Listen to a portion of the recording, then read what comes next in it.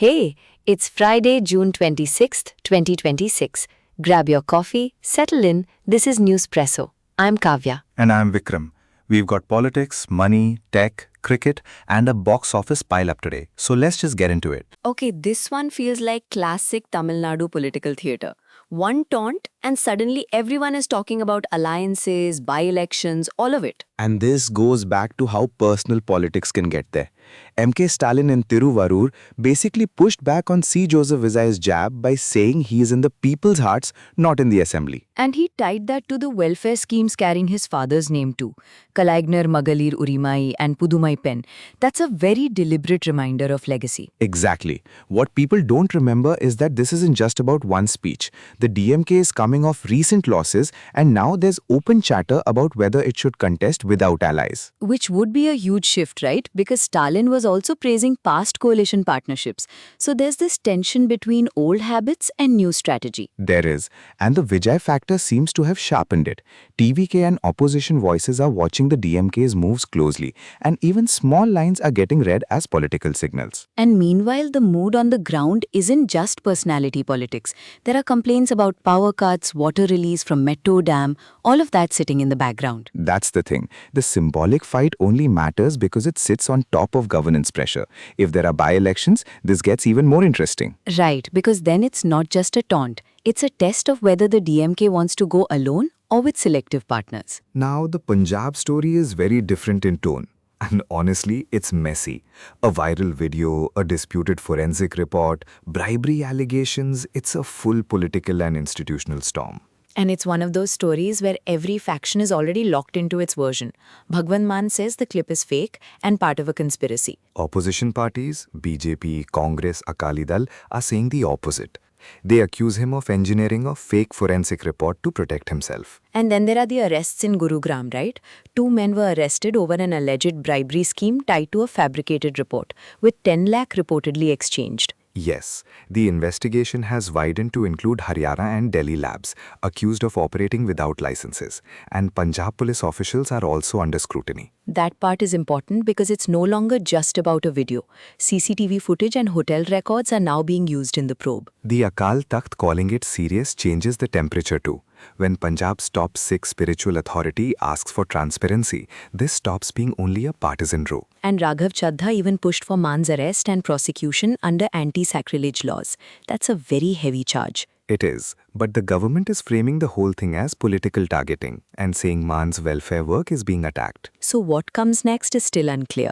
More forensic scrutiny, maybe resignations, maybe more political escalation. What is clear is that the fight is now about legitimacy, not just a clip. All right, shifting gears hard. This one is all about scale. Amazon is making a huge India push again. And this goes back to a broader pattern.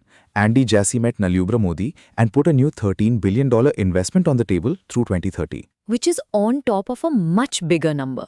The company now says its cumulative India investment will cross $88 billion from 2010 to 2030. And specifically, it wants $48 billion added between 2026 and 2030. That money is going into AI chips, managed AI services, secure cloud tech, and more AWS capacity in Mumbai and Hyderabad. So if you zoom out, this is not just cloud infrastructure. It's jobs, exports, and a bigger digital backbone. Exactly. Amazon says it wants to support 3.8 million Indian jobs and enable huge e-commerce exports by 2030. And there's also the quick commerce angle. Amazon now is expanding fast and aiming for 300 cities. That's a lot of delivery ambition. A lot of delivery ambition, yes. And it puts Amazon squarely into the same race as Blinkit, Zepto, and Swiggy Insta. Maharashtra is part of the story too, with Jassy meeting state leaders about AWS data centers and the digital economy. The government clearly sees this as validation. Modi's framing it as evidence of India's pull as a tech-driven growth market. And for regular people, the open question is simple.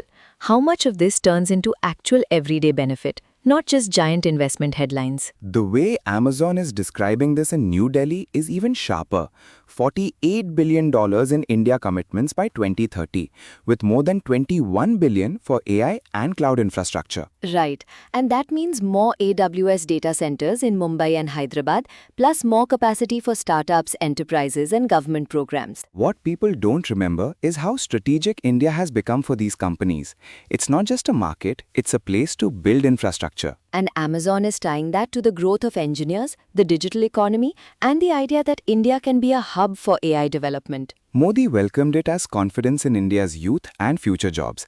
That's the political framing. But the commercial logic is clear too. The competition is intense though. Flipkart Minutes, Blinkit, Zepto, Swiggy, Instamart, they're all spending hard to own speed. And the company is also talking up support for schools and small businesses, which gives this a broader pitch than just enterprise cloud. Still, the real test is execution. Big numbers are easy to announce. The next few years will show whether the digital backbone actually becomes something ordinary businesses can use. There's a second Amazon angle here, and it almost feels like the same story told from a slightly different lens. More detail on the AI side. Yes, and the headline number is the same. Amazon has lifted its India commitment to $48 billion by 2030. This time, the emphasis is even more on AI and cloud as a backbone for the country's digital economy. And on the policy side, that matters because it lines up with India's push to become a tech-enabled economy. I noticed the story also places Amazon alongside other big tech moves. Google's $15 billion plan, ABB's $75 million push, and AirTrunk's $30 billion data center ambition. The pattern here is actually very clear. India is being treated as a hub for digital work, manufacturing tech, and data capacity. So this isn't one company making one big bet. It's a whole field rushing towards the same destination. And Amazon says the extra funds will expand AWS capacity and AI services for developers, government projects, and businesses. Plus, the company's using India's engineering base and internet scale as part of the sales pitch. The question isn't whether the money is real. It is. It's whether it translates into faster implementation and access for smaller firms too. Okay, after all that scale, here's the opposite kind of wow. IBM has made a chip so tiny and so dense that it sounds almost unreal. A fingernail-sized chip with almost 100 billion transistors. That is a serious engineering statement. And the design is called nanostack, right? Stacking transistors in 3 dimensions instead of just shrinking them on one flat layer. Correct. IBM says it's a 0.7 nanometer or 7 angstrom node, doubling density over its 2 nanometer chip from 2021. And it could boost performance by up to 50% or cut energy use by as much as 70% compared with that older design. That's why this matters for AI workloads and data centers. Higher density and better efficiency mean faster, cheaper, greener computing. The 5-year timeline is also interesting. It tells you how far from mass production this still is. Exactly, it's a research milestone, not a product on shelves tomorrow. Still, it feels like a real attempt to keep Moore's law alive in a world where classic scaling is getting harder. And that's the point. The race now is as much about architecture and materials as it is about shrinking. Alright, sports time. And this one has a neat little scheduling twist.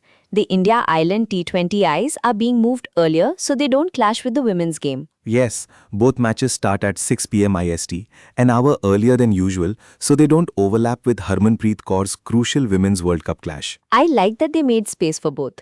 And it gives the Belfast games a slightly different feel too. Stormont hosts the first match, and India are back there for the first time since 2007. That's a long gap. Which Shreyas Iyer has captained this time. And there's a lot of buzz around 15-year-old Vaibhav Suryavanshi. Buzz is the right word, because his possible debut is clearly part of the conversation before a ball is even bowled. Ireland have injuries and a refreshed squad, with Locke and Tucker leading them. So there are changes on both sides. And the series is not isolated. It's tied into a broader England trip and a 3 ODI follow-up slate. What people are really watching is whether Suryavanshi gets into the 11 after that India A performance and his IPL form. That's the selection question. And in a 2-match set, captaincy calls can shape the whole tone quickly. Now for the kind of box office headline that makes everyone sit up. Cocktail 2 has crossed 100 crore worldwide in just 6 days. That's a strong start. The film hit 102.76 crore globally by day 6. And the daily shape is kind of interesting. 13.5 crore net on day 1, then up to 17.75 crore on Sunday, then a weekday ease off. By day 6, it had 5 crore net in India and 1.25 crores overseas. So the overseas piece is doing its bit too. The cast is Shahid Kapoor, Kriti Sanan, and Rashmika Mandanna, with Homi Adajania directing and Maddox Films producing. And it's a Sicily-set romance, a love triangle, and a sequel to Cocktail from 2012. Familiar ingredients, but they seem to be working. By day 5, it had already crossed about 61 crore net in India and roughly 95 crore worldwide. That's moving fast. Though the next week could be trickier, especially with Welcome to the Jungle expected to compete for screens. So the momentum is good, but not guaranteed forever. The second week always tells you a lot. Right now, though, it's clearly being watched as a possible hit for Maddox Films. And from movies to games, Rockstar has finally put a price tag on GTA 6. The base game is $79.99 for PlayStation 5 and Xbox Series XS, with a $99.99 Ultimate Edition that includes extra content. That's a notable jump, and it's already the kind of number people are going to argue about. Pre-orders start at midnight local time on June 25, and those who order early can preload from November 12. What people don't remember is that the physical version won't have a disc, it'll have a download code inside the box. That tells you where the industry is headed. Digital access, preloading, fewer distribution frictions. There are bonuses too, the Vintage Vice City pack and a month of GTA Plus for digital pre-orders. And the launch date is November 19, 2026 on PS5 and Xbox Series XS. India was mentioned as a market where regional pricing could change the final cost, which is important because that can alter who actually buys in. The main story here is simple. This is a marquee title entering a higher price era. And everyone from players to analysts is now looking at whether the demand still stays huge at that price. We'll find out next year. That's us for today on Newspresso. Thanks for hanging out with us and stay tuned. We'll be back soon.